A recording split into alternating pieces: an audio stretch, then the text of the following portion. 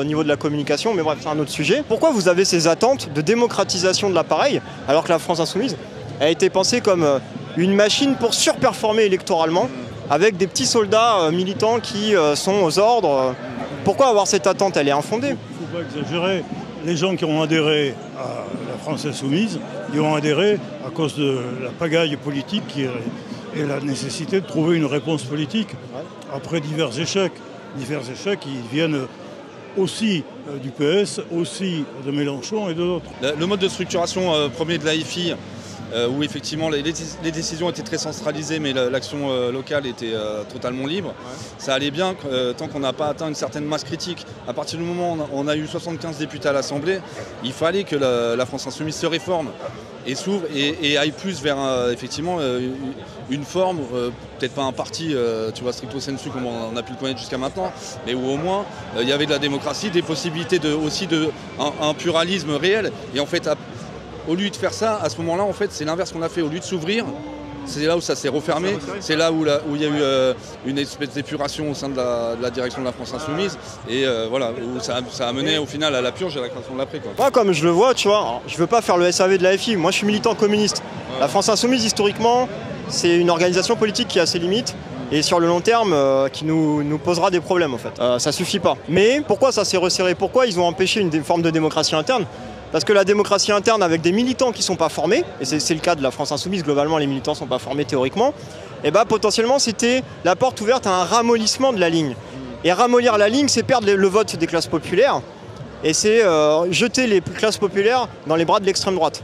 Encore plus qu'elles ne le sont déjà. C'est ce qui est dit par 3 ou 4 dirigeants de la France Insoumise.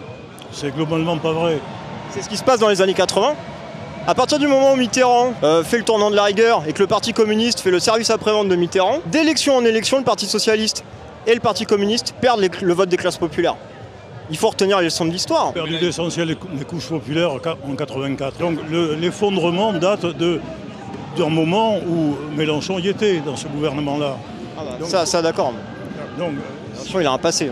Si on regarde, oui, mais enfin, il a le même passé que la gauche du gouvernement. Après, le problème, si tu veux, c'est d'être en accord avec tes valeurs. C'est-à-dire que les valeurs que tu prônes pour le pays, si tu les appliques pas à ta propre organisation, là, il y a une dissonance cognitive. Et je veux dire, si tu as une éthique de la pratique politique, tu peux pas accepter ça.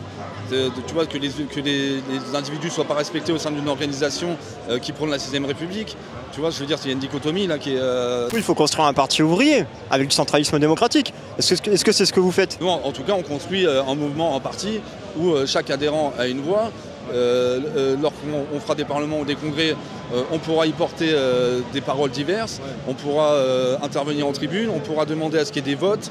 Là, on est en train d'écrire nos statuts. Dans nos statuts est inclus un RIC interne.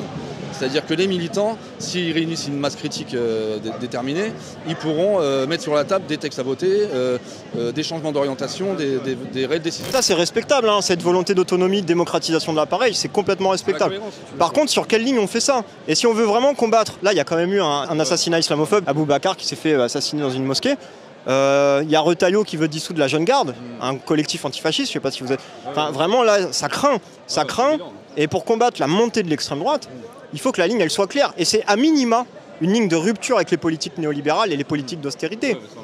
Et ça va être quoi la ligne de l'après? Est-ce qu'en allant s'acoquiner avec le PS, vous n'allez pas vous ramollir et accepter une dérive sociale libérale? Si tu veux, c'est l'élément de langage de la direction de l'AFI, mais on ne s'acoquine pas avec le PS pour l'instant. Ah non, mais j'en sais rien, je demande, je pose la question. Pour l'instant, on ne s'acoquine pas avec le PS. Nous, la ligne qu'on défend, c'est la ligne de l'Union et le programme du NFP. On est sur une position de la gauche radicale. Si le PS